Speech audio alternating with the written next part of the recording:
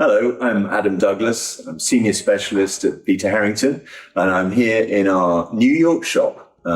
We've just issued a catalogue of 50 of our finest items to celebrate the opening of our New York gallery. One of them here with me, which I'd like to tell you about. It's the Hypernerotomachia Poliphili, printed in Venice by Aldus in 1499. One of the high spots of the Italian Renaissance in printing terms anyway. It's in a lovely binding, but we can return to that later because the real joy of this book is, of course, the interior. So let's have a look at that.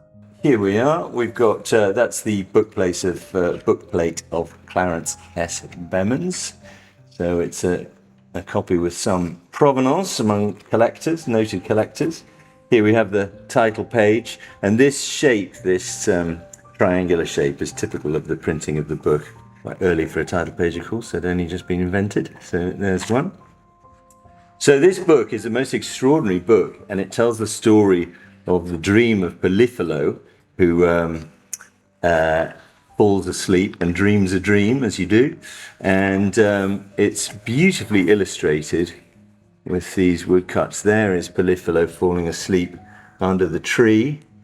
And here his dream begins on the right-hand page, and he's led on by a wolf into this sort of dream landscape. And the transition between the two images is typical of the way the illustrations work. They've almost got a sort of cartoon-like quality of moving on, telling the story. So the woodcuts they're not signed, so for a long time, here's the kind of fantastical architecture that he encounters on the way. The woodcuts weren't signed. They're now thought to be by Benedetto Bordone as the most likely choice, but lots of people thought they might be Raphael or one of the great artists of the period because they are so beautiful. As we go on through, we see all the thing, and this is an interesting thing. You start to see the idea of using different languages, there's Greek here. There's some Greek printing in the book. Most of it is in Italian, but with rather odd syntax.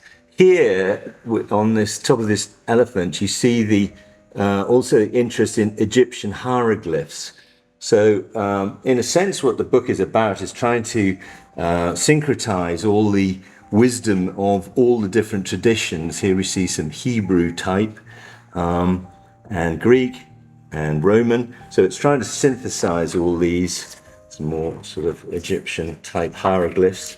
So it's a fascinating book for the history of this period, the intellectual history. And there's some more of this kind of architecture. And if we move on through, here he is, menaced by a dragon.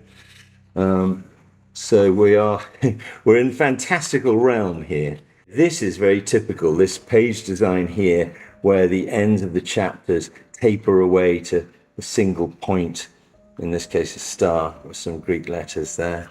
That's a repeated theme of the book.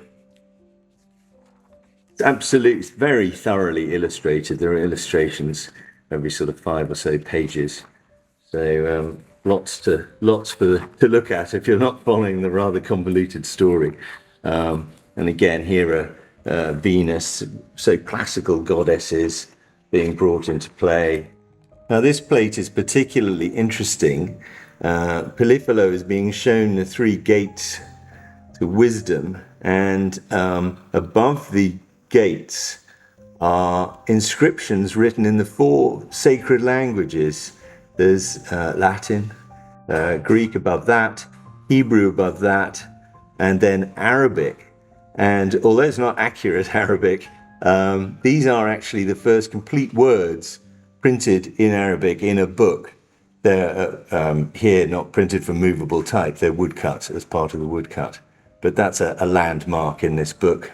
You know, one of his primary innovations was the handbook, the small book, the classic book written in nice tight italic type. This is almost the polar opposite. This is a grand, large book, a folio, printed in Roman type and beautifully illustrated. So it's a really spectacular book, and collectors have been interested in it for a very long time. So one of the most famous illustrations, probably the most famous illustration in the book, is also perhaps the most controversial, as it were, which is the god Priapus, surrounded by all kinds of shenanigans. And although this was tolerated in 1499, later generations quite often censored this plate. The phallus, the symbol of fertility, was considered too much. So, but here in this copy, the whole plate is intact.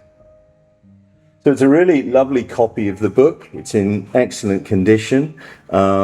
It's bound by Francis Bedford, who was England's, sort of in the 19th century, the best binder. The binding is in a Grolier-esque style. Jean Grolier was, of course, Aldis's agent in Paris, sold his books in Paris and other people's books. But so it's a sort of a suitable tribute to him and to the ethos of the book.